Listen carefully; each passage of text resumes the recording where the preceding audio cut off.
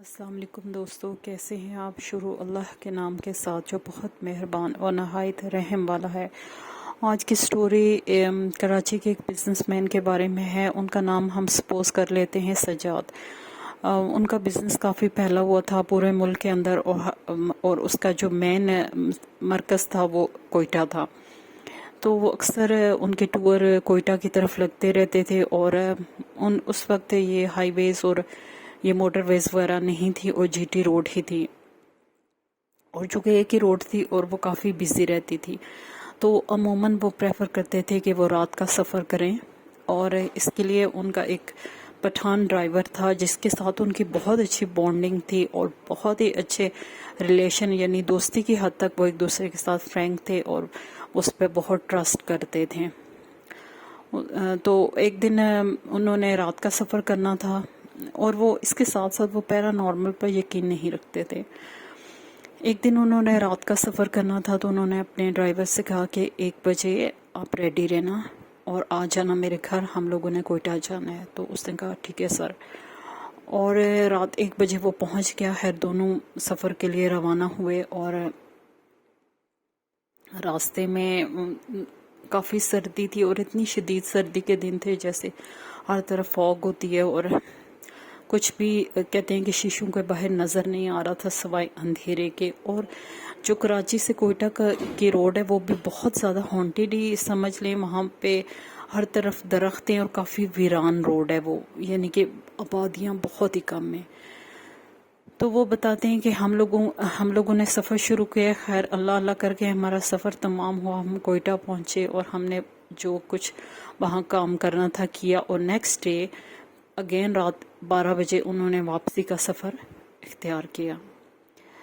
تو وہ کہتے ہیں کہ جب ہم کوئٹہ سے کافی مطلب کراچی کی طرف کافی آگے 1 گھنٹہ یا 1.5 گھنٹے کا سفر انہوں نے طے کر لیا، تو ان کے جو ڈرائیور تھے آپس میں وہ دونوں باتیں کرتے آ رہے تھے، وہ دونوں بہت اچھی طرح سفر کرتے تھے۔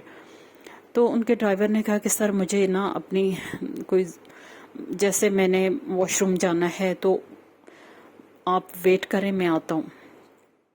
تو ایک سنسان سی جگہ اور پہاڑیاں تھیں، درخت تھے، اور ایسی جگہ دیکھ کے اس نے ایک سائڈ پہ گاڑی روکی اور بولا کہ میں ابھی آتا ہوں۔ تو وہ چلا گیا۔ خیر تو سجاد صاحب جو تھے وہ اس کا ویٹ کرنے لگے۔ اب اتنی زیادہ سردی تھی کہ گاڑی کے اندر بھی انہیں سردی محسوس ہو رہی تھی، اور انہوں نے اس کو جاتے دیکھا اپنے ڈرائیور کو کہ وہ پھلانگتا ہوا، مطلب پہاڑیاں سی تھی، ان کو پھلانگتا ہوا کسی اوٹ میں چلا گیا، کچھ بھی تھا جو بھی تھا۔ تو وہ اس کا انتظار کرنے لگی، کافی دیر ہو گئی اور وہ واپس نہیں آیا۔ اب پہلے انہیں کوفت ہونے لگی انتظار کر کر کے، لیکن وہ واپس نہیں آیا۔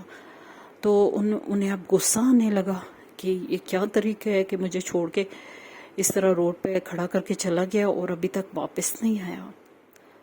خیر قریب تھا کہ وہ باہر نکل کے اس کو دیکھنے چاہتے کہ انہیں وہ آتا ہوا دکھائی دیا، اور وہ اس طرح چل رہا تھا، اس کی چال جو ہے وہ نارمل نہیں تھی، لڑکھڑاتا ہوا وہ چل رہا تھا، پیچھے دیکھ رہا تھا، ڈرا ہوا تھا، اور وہ بہت ہی کہہ سکتے ہیں کہ عجیب سی سچویشن میں تھا۔ خیر وہ اندر آیا تو اس نے کہا کہ سر آپ گاڑی چلائیں، میری طبیعت ٹھیک نہیں ہے، اور پیچھے لیٹ گیا، بیک سائڈ پہ وہ لیٹ گیا، اور سجاد صاحب نے گاڑی چلانی شروع کر دی۔ انہوں نے پوچھا کہ کیا ہوا ہے، انہوں نے اس کا نام لے کے اسے مخاطب کیا، لیکن کوئی جواب نہیں آیا۔ تو انہیں بھاری سانسوں کی آواز آ رہی تھی، بھاری بھاری جیسے کوئی سانس لے رہا ہو، اور ایک دم جیسے گھراہٹ کی آواز اس کے منہ سے نکل رہی تھی۔ وہ پریشان ہو گئے کہ یہ آنن فانن کیا ہو گیا، اور قرب و جوار میں کوئی آبادی نہیں تھی جہاں وہ روک سکتے۔ خیر انہوں نے پوچھتے رہے، راستے میں اسے بلاتے رہے، لیکن اس نے ایک دفعہ اپنی نارمل آواز میں کہا کہ مجھ سے بات مت کرو، تو وہ خاموش ہو گئے۔ خیر وہ ایک ایسی جگہ جہاں ایک پیٹرول پمپ یا جس جگہ ان کا آنا جانا اکثر رہتا تھا، وہ 1.5 گھنٹے کی مسافت کے بعد وہاں پہنچے۔ تو انہوں نے گاڑی روکی، اور انہوں نے وہاں کے جو ورکرز تھے ان سے کہا کہ آپ اس کو باہر نکالیں، خود نکلے باہر اور انہوں نے ان کو بتایا کہ میرے ساتھ یہ انسیڈنٹ پیش آیا ہے، تو آپ میرے ڈرائیور کو باہر نکالیں، شاید اس کی طبیعت بہت خراب ہے۔ تو انہوں نے باہر نکالا، تو وہاں ایک بندہ، ظاہر ہے ان پہاڑیوں کے رہنے والوں کو پتہ ہوتا ہے کہ مطلب کیس دیکھتے ہی سمجھ جاتے ہیں کہ کیا مسئلہ ہے۔ وہاں ایک بزرگ بندہ تھا، اس نے کہا یہ تو آسیب کا شکار لگتا ہے، اور جب ہم نے اس گاڑی کا دروازہ کھولا تو میں نے دیکھا کہ اس کی آنکھیں بالکل سفید تھی، مطلب کالی جو اندر سے چیز تھی وہ بالکل غائب تھی۔ اور اس نے پھر سجاد صاحب کو بتایا کہ اس پہ آسیب نا یہ پوزیسڈ ہو گیا ہے۔ تو سجاد صاحب بہت حیران ہوئے، مطلب ان کی زندگی میں یہ ایک ایسا پہلا واقعہ تھا جو بہت ہی ان کو خوفزدہ کر دینے والا تھا، اور وہ بہت پریشان ہوئے کہ اب میں کیا کروں۔ تو انہوں نے کہا کہ آپ جہاں بھی جا رہے ہیں آپ جائیں اور اسی طرح اس حالت میں لے کے جائیں، اور اس کو کسی مولوی سے دم کروائیے گا یا اس طرح اس کا علاج کروائیے گا۔ تو انہوں نے خیر اس کو لٹایا۔ وہ کہتے ہیں کہ ابھی میں کراچی پہنچا نہیں تھا تو مطلب مجھے اس کی بھاری بھاری آوازیں، غراہٹ کی آوازیں آئیں، اور پھر ایک دم خاموشی چھا گئی۔ اور جب میں کراچی پہنچا اور میں نے دیکھا تو وہ مر چکا تھا، ان کا ڈرائیور، ان کا دوست، وہ مر چکا تھا۔ شاید وہ کسی ایسی جگہ چلا گیا تھا جہاں پہ جہاں جنات کا بسیرا تھا، اور اس نے وہاں ہو سکتا ہے ناپاکی کر دی ہو، اور اس لیے وہ پوزیسڈ ہو گیا۔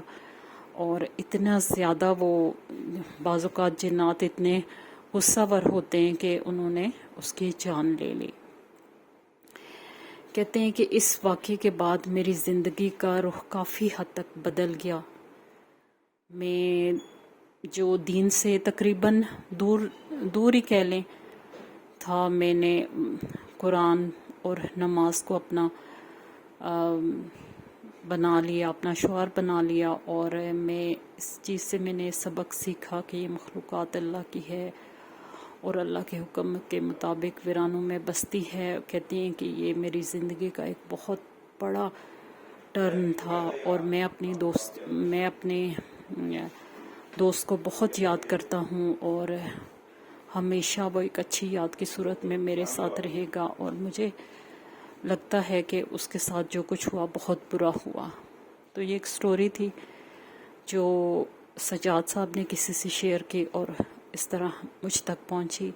یہ ایک ٹرو ہارر انسیڈنٹ تھا۔